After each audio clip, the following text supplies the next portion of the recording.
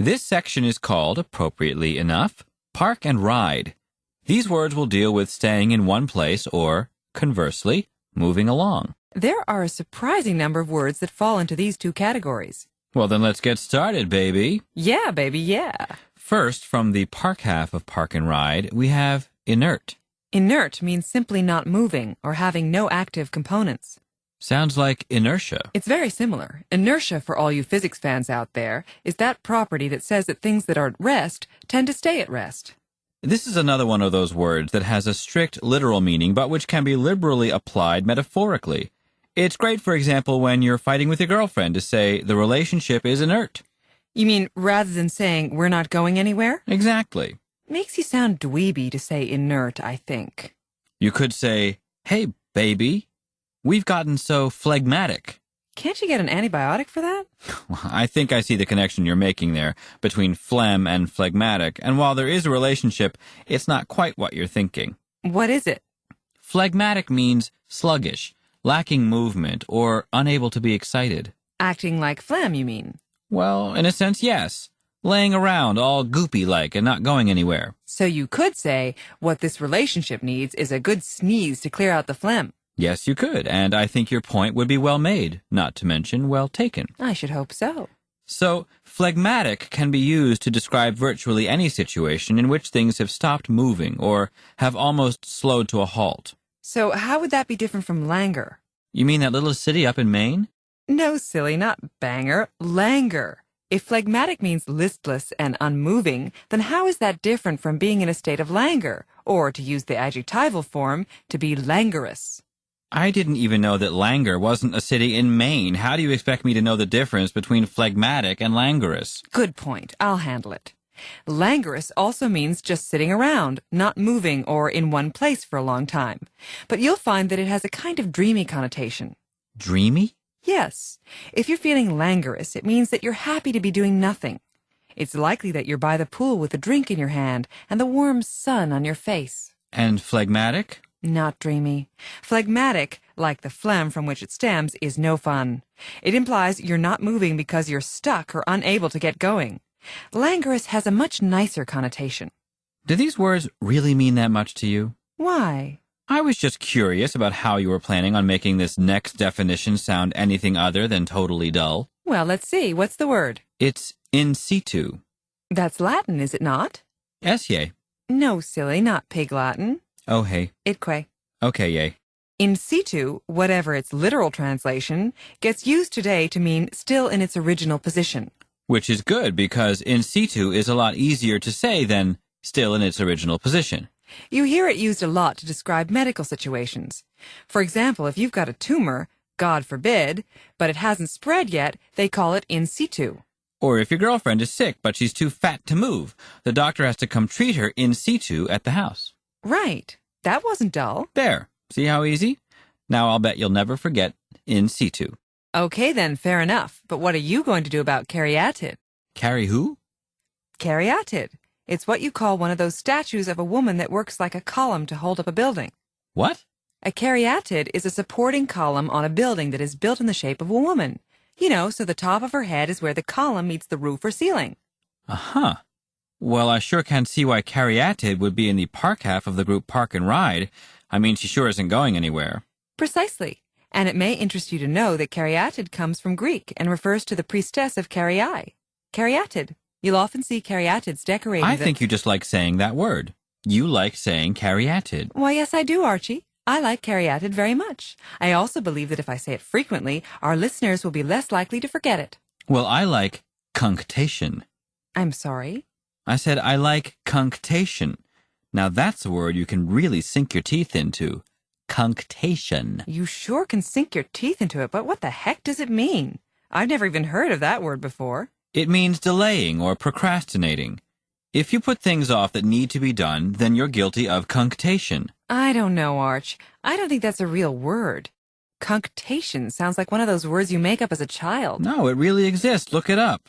Or would you prefer to practice cunctation? I don't generally procrastinate, as you well know, and I would indeed like to be able to look up cunctation, but time does not allow. For now, I'll just have to take your word for it that cunctation means procrastination.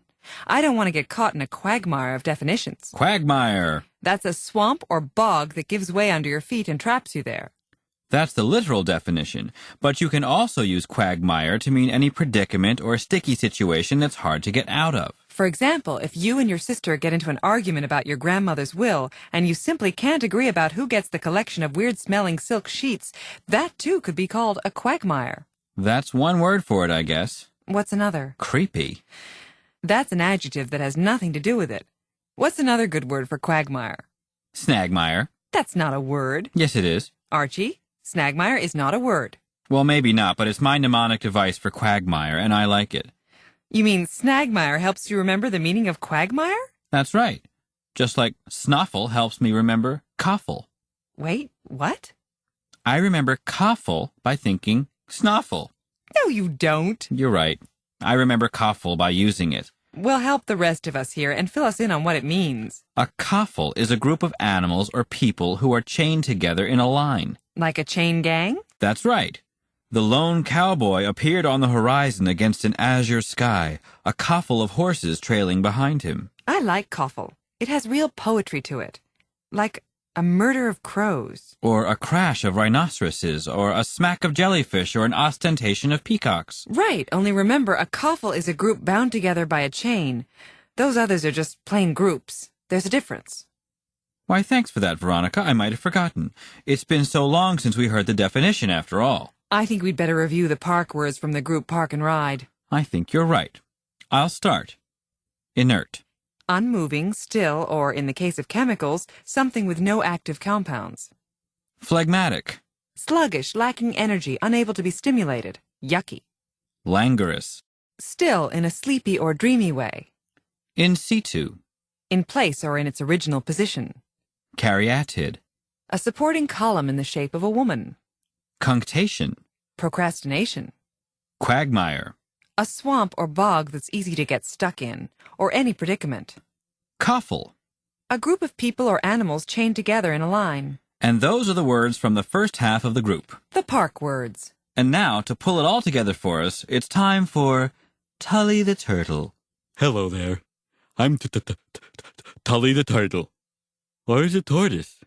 I can never remember. I'm stuck in a cognitive quagmire about my own identity.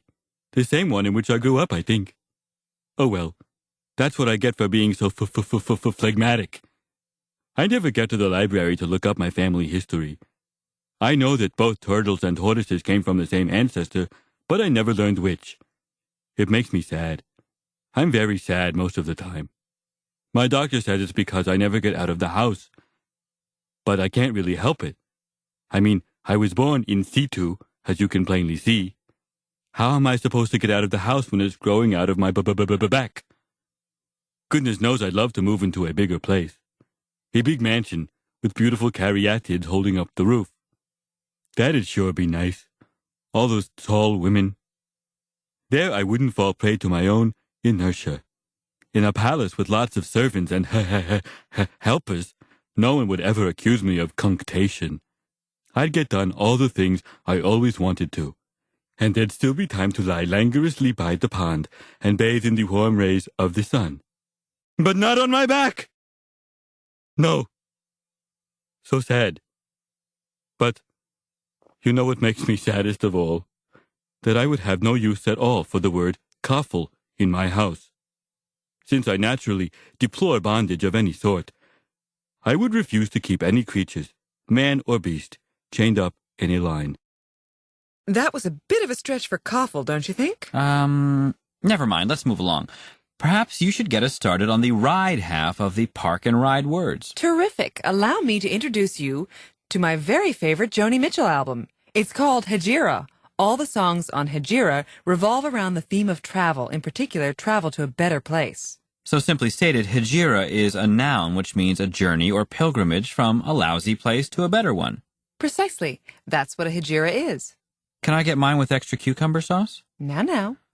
I'd like to hear hijira used once in a sentence, I would. Since Delima had been missing for more than a week, practically everyone figured she'd gone insane or been abducted. But Sallow knew that she had finally begun her long-awaited hijira. Wow, where'd she go? Newport News. Oi, where had she been before? Wilmington. Yikes, so that was a hijira? Ever been to Wilmington? No. Trust me, hijira. Now, word on the street is that Delima didn't stay in Newport News for long, though. In fact, since then, she's been in Santa Fe, Providence, Sioux Falls, and Albuquerque. She's what they call peripatetic, one of my all-time best favorite words. In high school, I had a friend whose father was in the Army, and by the time I had met her, she had already moved 6 times. She always liked to say that she and her family lived a peripatetic life. Then what happened? She moved 7 more times. She really was peripatetic. So much so that I eventually lost track of her peregrinations. Wowie, you slipped that one in on us, didn't you? Peregrination. Travel. Sounds like peregrine falcon. That is, in fact, how I remember peregrination. A peregrine falcon is incredibly good at getting from one place to another. They fly fast and they're very accurate. So a peregrination is something that a peregrine falcon does very well. There's a romantic connotation to the word peregrination that suggests something a little more special than just regular travel. For example, you wouldn't call taking the shuttle from Boston to New York a peregrination unless you were being a little ironic. Don't you think? A peregrination would be more like a journey that started in Nepal and then took you to Florence and then to Tanzania and ended in, say, Orlando. Cool. Likewise, you wouldn't call taking a limousine from one party to the next on Oscar night a peregrination either. That might better be called gadding. Ah, to gad. To gad or to gad about, as it is often used, is to flit from social event to social event or from hotspot to hotspot in a casual, some might say random way. I used to gad about town quite a bit back in the days, before my trust fund dried up and I was forced to earn a living. Then I could ill afford to spend nights gadding from chic boîte to classy cabaret. Work will do that to you. It's also hell on your hands. Just look. Ooh, that's bad. I don't know what I'm going to do. Whatever it is, act with celerity or it may be too late. What, is vegetable juice supposed to be good for the skin? Not celery, silly. Celerity. It means quickness, speed, or rapidity. You mean it's not what you use to stir your Bloody Mary? No. If you're stirring your Bloody Mary with celerity, then you probably ought to quit stirring and start drinking. Look at it this way. Ambulances move with celerity. Celerity is essential if that package is going to get there by this afternoon. Marcia and Stickley agreed that for the sake of the little ones, they should work things out with celerity. The little ones? You've never met the little ones? I don't think so. Oh, they're little all right. I mean, really. That would make them motile too, I guess. Well, pound for pound, I'd say they're pretty easy to move, but they can also put up quite a fight. They don't generally like to move. Other, less sedentary ones are more motile than the little ones. Motile doesn't simply mean movable, then. No. Otherwise, you could just say mobile. Motile means able to move spontaneously or on its own. See, a mobile home, for example, needs a driver and diesel fuel to get from one place to another. But a motile home will just get up and go. That ability, by the by, is called motility. Hotel, motel, Holiday Inn. Don't push me now. Many fungi multiply by dint of motile spores that spread themselves around, alighting on fecund surfaces and beginning life anew. I like being motile. You know what, Venus? I'm in the mood for a diaspora. That's weird. Why would you be in the mood for the widespread dispersal of a people from one central location to places all around the world? Oops. I guess I was thinking of another word. I thought a diaspora was a frozen drink made with rum and root beer ice cream. No.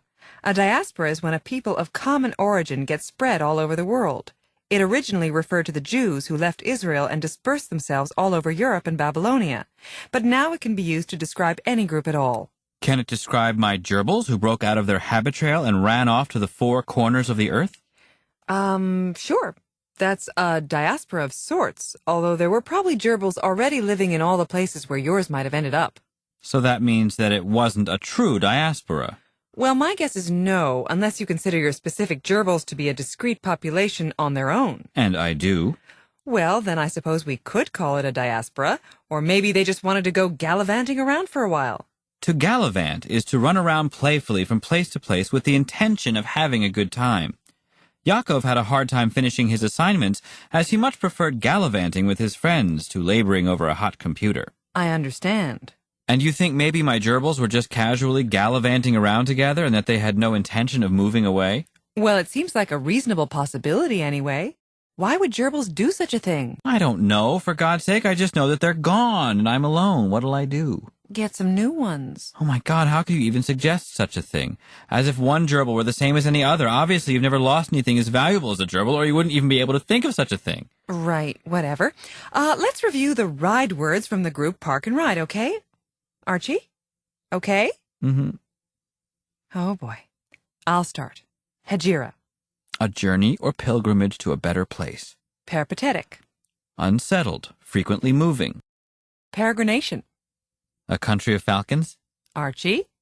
A journey. Thank you. To gad. To wander or meander aimlessly from place to place. Celerity. Speed or rapidity. Motile. Capable of spontaneous movement. Diaspora. The movement of a people or population from one central location to locations throughout the world. To gallivant. To hop, bop, or flop about happily from one place to another, usually with special friends or companions. And those are they. Those are the ride words from Park and Ride. So now, who's going to help us learn how to put them into context? Why, Boomer, of course. Boomer? Boomer, the rootin' tootin'est female trucker this side of the Louisiana Purchase. You mean Boomer Barker? The world-famous mother trucker? I do indeed. So without further delay, won't you welcome Emily Boomer Barker, the mother trucker of I-80, 60, and 95. Hello there, truckies, that's and soon-to-be-ers. Welcome to the wonderful world of 18-wheeling, where every day is a new beginning. Each pump of the pedal a chance at redemption, and every highway and interstate a potential hegira. What could be better, I ask you, than a daily opportunity to go to a better place? True, a peripatetic life like this one ain't for everyone. Those who prefer to stay in one place ought not to consider a motile lifestyle such as mine. Likewise, if you're the type who just likes to gad about, moving aimlessly from locale to locale, then trucking should be avoided. The trucker's primary objective is, after all, to get from here to there with the utmost celerity. In other words, don't dawdle. It's fine to view your work as the peregrinations of a great adventurer, but do it in the privacy of your own cab, is what I suggest. You can tell your friends you've been gallivanting around the country, moving from fancy affair to fancy affair, if that's the sort of fantasy you require. However, let's face it, trucking is work first, spiritual uplift second. And it can be tough. I have more than once likened life on the road to the early diaspora. I'm a gal without a country, a citizen of the world. I carry my home on my back and take my pleasure where it comes. Not that I don't love every blessed liver-jangling moment of it. I do.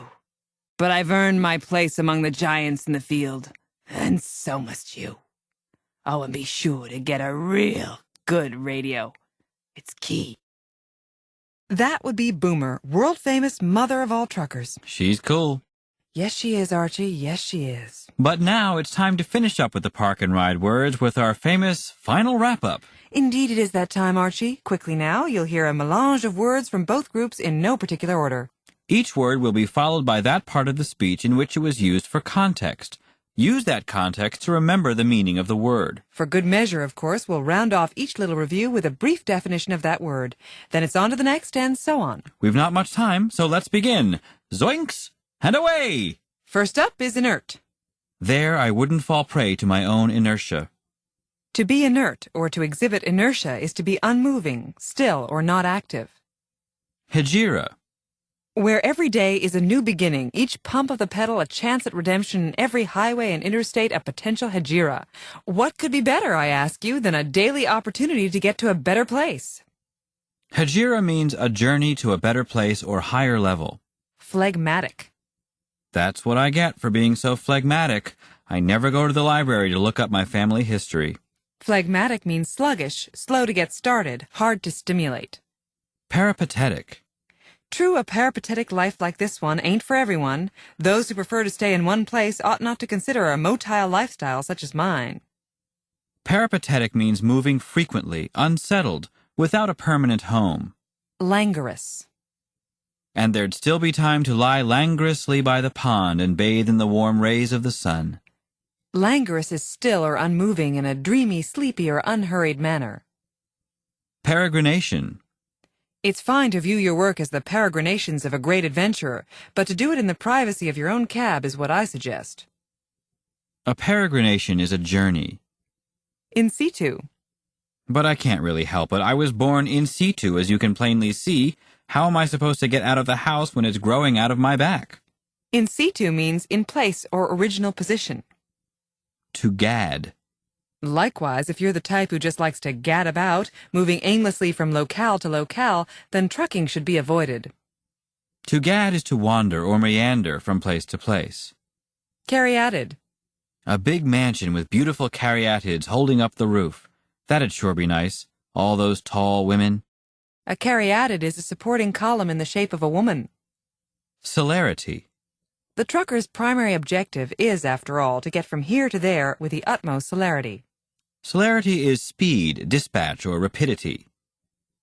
Cunctation. In a palace with lots of servants and helpers, no one would ever accuse me of cunctation. I'd get done all the things I always wanted to. Cunctation is procrastination. Motile. Those who prefer to stay in one place ought not to consider a motile lifestyle such as mine. Motile is capable of spontaneous movement. Quagmire. I'm stuck in a cognitive quagmire about my own identity. The same one in which I grew up, I think. A quagmire is a swamp or bog or any situation from which one can't extricate oneself. Diaspora. I have more than once likened life on the road to the early diaspora. I'm a gal without a country, a citizen of the world. The diaspora was an historical event in which the Jews left Israel and spread throughout the world. It can be used to describe any similar event. Coffle.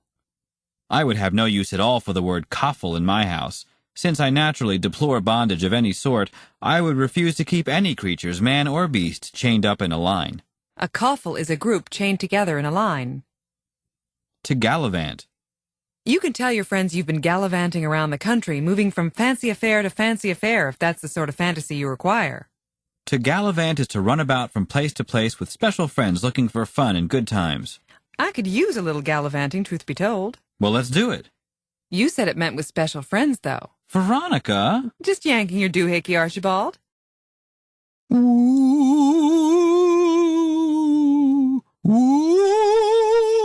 Hey, Archie? What are you doing? I'm making spooky noises. Dare I ask why? Or is it simply a way to ease us into this next word group, shadows and light? I'll take that as a yes. And I suppose we'll be starting with the shadows portion of the group? Well, okay then. This next group of words all have to do with some kind of darkness or lack of clarity. They're spooky. Right, they're spooky. And the first spooky word is... Obfuscate. Rennie was hopeful that the truth would not come out. He obfuscated for hours until he was compelled to tell the whole story. Obfuscate literally means to darken, but it often gets used to mean to bewilder, confuse, or make unclear. Witnesses are asked to testify under oath to prevent them from obfuscating. Which, by the way, is not something I ever understood. I mean, how is an oath going to make an obfuscator any less likely to obfuscate? I don't know. I guess that's one for the magic leprechauns to answer. The who? The magic leprechauns. They know all about oaths and troths and bubbly boths. Bubbly bows, huh? You're nutty. I'm leaving obfuscate behind and moving on to the next word. Nefandous. I shuddered to think of the nefandous acts my cannibalistic neighbor was engaged in. Nefandous means truly abominable, so awful as to be unspeakable. Looking back on this remarkable century, one is both uplifted by the many noble and extraordinary achievements of mankind and sickened by our capacity to commit the most nefandous acts. And you know who you are. Yeah, nefandous. That's one of them there onomatopoetic words. How you figure, Cletus? Well, just listen to this. Nefandous. Sure sounds like an evil word, don't it? Let me see. Nefandous. Dag, you're right about that, Cletus. Nefandous is onomatopoetic. It sounds just like what it's supposed to mean. Someone who is guilty of a nefandous crime, a crime so horrible it can hardly be described, might well be called a miscreant. Yeah. Miscreant. Evildoer. Bad guy. My great-aunt Bertha has a tendency to clutch her purse and hobble just a little bit more quickly past any group of teenagers she sees. She assumes that they're all miscreants. Now that's just not fair. She really should stop imprecating them all across the board. That's right. There are plenty of real miscreants to imprecate. Imprecate, which, as you might have guessed, is our next word smart word, means to curse.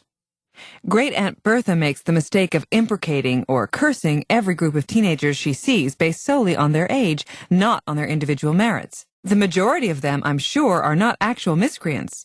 Miscreants deserve to be imprecated along with all the hooligans, hoods, hoodlums, ruffians, and rakehells. Ooh, rakehell. Good one. That's easy enough to remember, too.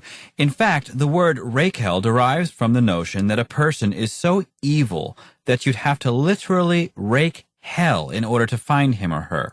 That's really bad, isn't it? You'd have to rake hell to find a rakehell. I think you may have made that bit up. I'll have to ask my editor whether or not that's true. I wouldn't if I were you. There's no quicker way I know of to turn a sunny sky into a tenebrous one than to stir up trouble in that department. Besides, it's a great mnemonic. True, but what's with this new word? You bring him right in here like that, unannounced, no introduction. What am I supposed to think? Come, who is it? Oh, sorry, this is tenebrous. He means gloomy, dark, and foreboding. That's better.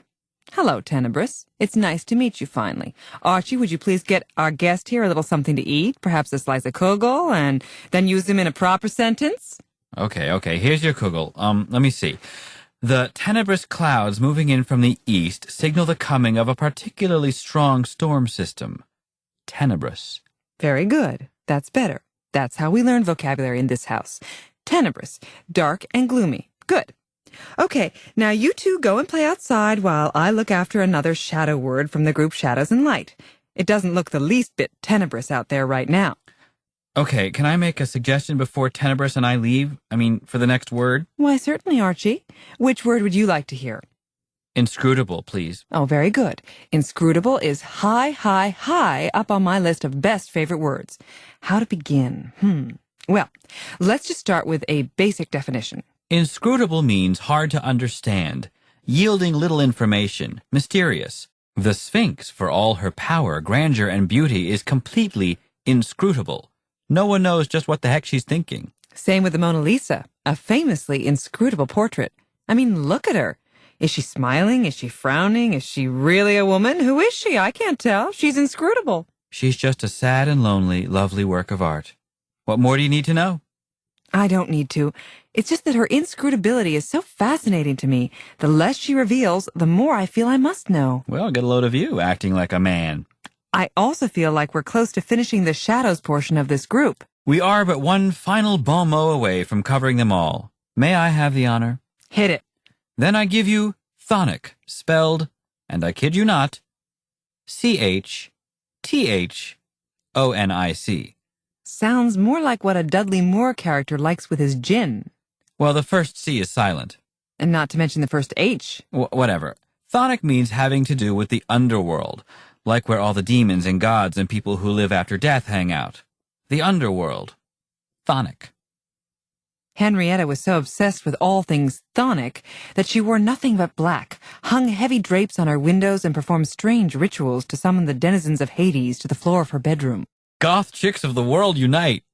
Goth chicks? Never mind. I'll get back to the world of Word Smart Genius too, with you or without you.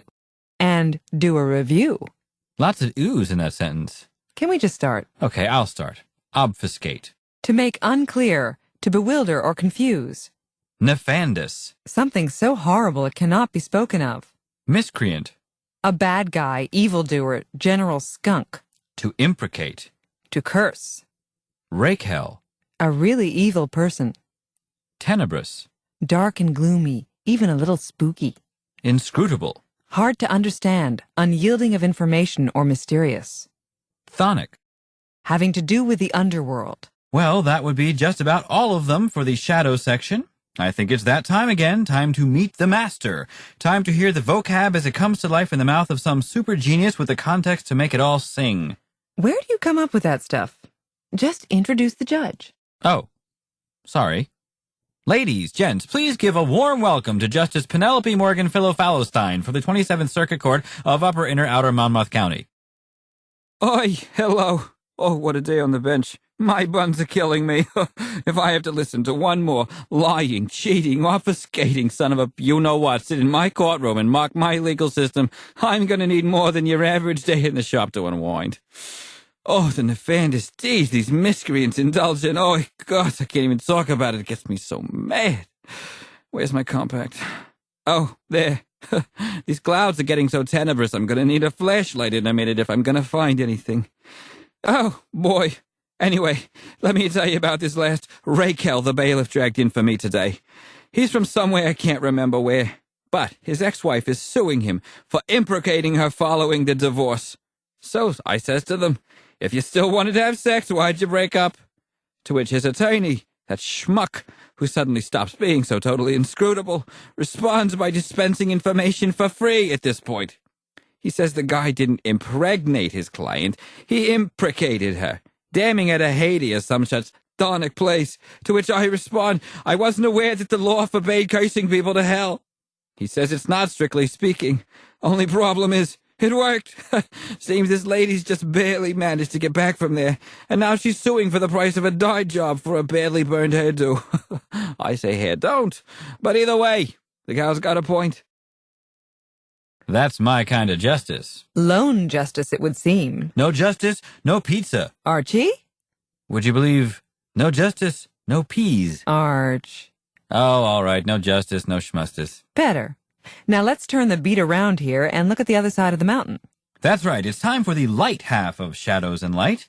This ought to put us in a better mood, eh, what? I should think so. Shall we dance? Do let's. Allow me to introduce our first glamorous contestant. She's from way down south in Dixie. She's divinely bright. She's giving off light.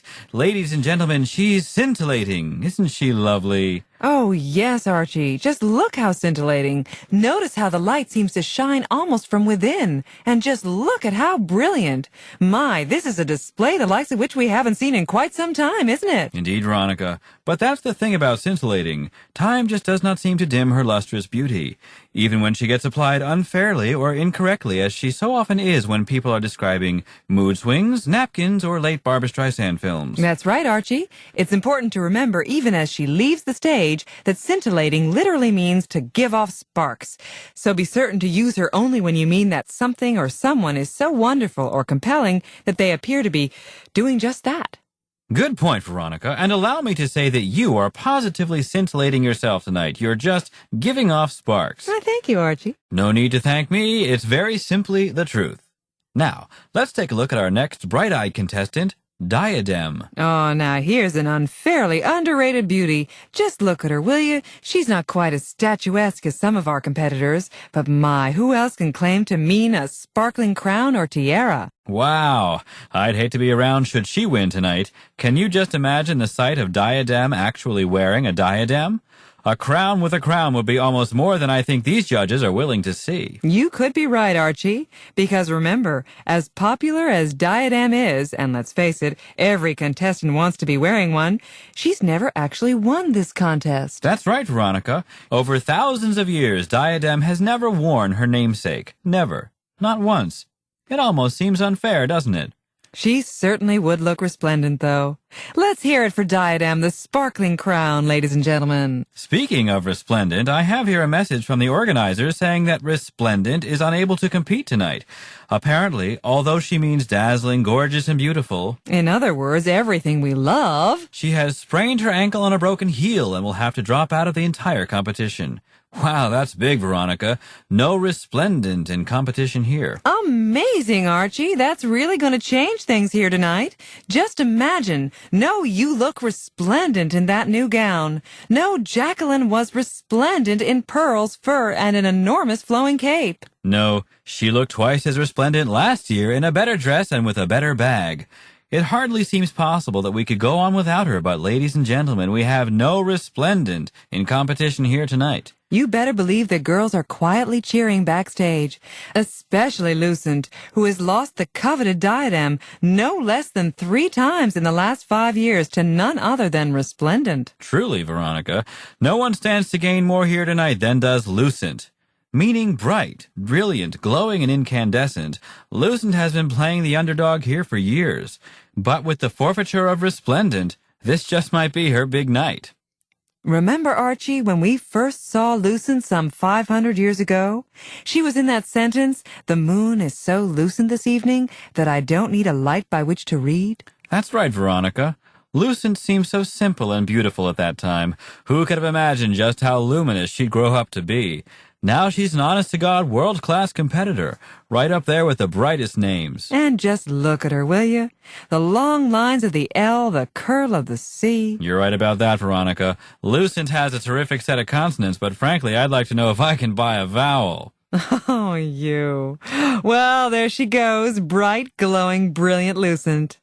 Now we have a new entry this year, by the way. Yes, here she is, ladies and gentlemen, Miss Diaphanous. Diaphanous making her first appearance on the pageant circuit this year, wearing... Oh my God. What is it? My goodness, Diaphanous is wearing a see-through dress tonight. Well, of course she is. Diaphanous. So light, so sheer, so clear, so nearly transparent. But I can literally see through her dress. Not completely clearly, but I can see through it. And if you couldn't, she wouldn't be diaphanous. But, Veronica, I can see her... Archie, that's enough now. Let's let Diaphanous exit and introduce the next contestant. Okay, here comes lapidary, a word I'm frankly surprised was admitted. I can see why, Archie. There's something a bit problematic about parading around the fact that one makes a living cutting and selling precious stones. I mean, how can Diadem feel with lapidary running around the same dressing area? It is a little morbid, Veronica, but rules are rules. It's interesting to note that lapidary can be both a noun or an adjective, and I dare say that she is a she, no, that she'll earn at least a few extra bonus points during the talent competition for that. True enough, Archie. She may be less than glamorous. She may be more substance than style. She may even be giving the truth to the lie of this whole competition. But you must hand it to lapidary. She can be either a noun or an adjective. Just listen to her entry sentence. The aging lapidary, considered by many to be the best cutter in the whole Diamond District, was also possessed of an encyclopedic knowledge of lapidary history, science, and culture. Wow, Archie. That's one heck of a beautiful sentence. I must say she may be the runt to the litter, glamour-wise, but lapidary sure can turn a phrase. A noun and an adjective in one sentence. But remember, in this round of competition, the talent phase counts for considerably less than beauty, so who knows? Who indeed, Archie? We can only wish lapidary the best of luck. I know she'll need it. But look, rounding out the finals are 2 of the venerable grand dames of the competition. Gals who, while they may have lost the bloom of youth, still exemplify all the wonder and profundity that light can represent at its best. It says here that thaumaturgy and theodicy were hoping to enter together, but even 2 words as accomplished and established as these 2 were unable to convince the committee to bend the rules. Thaumaturgy, by several inches the taller of the 2, represents the performance of miracles and magic. She hails from the days when light and its appearance meant so much more than the mere flip of a switch that it does today. Centuries ago, the ability to draw a spark from flint or use a lens to harness the power of the sun were considered acts of thaumaturgy. Of course, thaumaturgy doesn't mean only miracles of light. Indeed, any miraculous or magical act can be considered thaumaturgy. Wow, doesn't she look great? It's a little sad, though, to see the likes of a miracle worker like her fall into disrepair. Really, if any of the other girls had half an ounce of real courage, they'd turn over their crowns to the likes of thaumaturgy just for her pioneering work in the field. And just look at Theodicy. She's like the Statue of Liberty standing on that stage. And just think of the meaning she brings to bear by just being here. A defense of God's benevolence despite the existence of evil. You hear that, Archie? Despite the existence of evil. Well, she's got her work cut out for her, that's for sure. It says here in her statement of purpose that she and thaumaturgy are standing together tonight as a testament to the validity of the goodness of God. She feels that pitting beautiful words against each other is giving in to the dark forces that are at work on our planet, and that only by working as collaborators can we feel God's glory in our hearts. Well, I suppose that is a defense of God's goodness, but I, for one, rather enjoy the pageant, don't you, Veronica? I sure do, Archie, and I am so happy to see these two up there together. I just hope the other girls can see the significance of their presence here, no matter what their religious affiliation. And that just about rounds out the evening gown portion of the competition. We're going to get a chance to see the girls one more time before they break to prepare for the swimsuit competition. Let's give them all just one more look for good measure. Ladies and gentlemen, a warm round of applause for all the bright, beautiful ladies of light. They're scintillating. She means giving off sparks, fabulous or brilliant. Welcome, diadem. A sparkling crown or tiara. In absentia, resplendent. Gorgeous, completely beautiful, perfect. The ever-hopeful, lucent. Glowing, full of light, giving off light. The, leaving little to the imagination, diaphanous. Sheer, clear, almost transparent. Hello, lapidary. A lapidary is a diamond cutter or expert. If you love diamonds, you enjoy all lapidary things. The noble thaumaturgy. The performance of magic or miracles. And finally, theodicy. A defense of God's goodness, despite the existence of evil. And that's just about going to do it for the light words from the group Shadows and Light. That's right, Archie. And we certainly have had a terrific time hosting tonight's competition. We're going to say goodnight and good cheer, but before we go, we're going to turn the runway over to one of this evening's more illustrious judges who help us understand the importance of these words. And this great event. Won't you welcome, please, the first master of ceremonies, the original lover of light, Mr. Kenneth Hampshire III. Thank you. Thanks so very much. Really, such a pleasure. Veronica, you do in fact look resplendent this evening in that gown and knee brace. It's very nice to see how far our little pageant has come over the years. It began on a stormy night back in Newport when the power to our cottage was cut off by lightning. It was a scintillating burst of energy from the sky. It knocked poor Mother's diadem off her head and clear across the room. I frankly don't think she should have been wearing it around the house, but Father was such a lapidary enthusiast that he insisted she sport the diamond-encrusted tiara whenever they were together in the house. The force of its being thrown so far caused many of the jewels to scatter, which so devastated poor old Dad that he attempted to smother himself with one of Mother's finest handkerchiefs. But dear Mother, stalwart as she ever was, pointed out that since it was of a rather diaphanous material, this handkerchief would probably do little to cut off Father's respiration, and that he should therefore reconsider. Poison would be better. Father, ever respectful, followed her wishes, and were it not for the thaumaturgical powers of our rather odd groundskeeper, Mr. Washington, Dad might have bought the form right then and there. Washington rushed to the scene, laid hands on dear old dying Dad, and suddenly Father was as good as new. It was a miracle. Mrs. Pugh, our charwoman, of course began ranting about how she would add this night to her theodic journal, in which she is collecting anecdotes about how good things happen to bad people. As the evening drew to a close under an unnaturally lucent night sky, we all said our blessings, checked the safe to make sure the bonds were all intact, and then we slept by the light of the silvery moon. Quite a night. Indeed. Let's get out of here. Agreed. But first, a full review of all the words in the group Shadows and Light. Do we have to? I'm afraid so. Okay. Here's how it works. You'll hear each word in no particular order, followed by the sentence from the speech in which it was used in context. It could be a shadow word or a light word. Either way, we're mixing them up. That will give you a chance to review the word's usage and meaning on your own before you hear one final working definition. We'll go through all the words in this fashion until they've all been covered. Get it? Got it. Good. Let's go. We'll begin with scintillating. It was a scintillating burst of electricity from the sky. To scintillate is to give off sparks. To obfuscate. If I have to listen to one more lying, cheating, obfuscating son of a you-know-what sit in my courtroom and mock my legal system, I'm going to need more than the average day in the shop to unwind. To obfuscate is to make unclear, to darken or confuse. Diadem. It knocked dear mother's diadem off her head and clear across the room.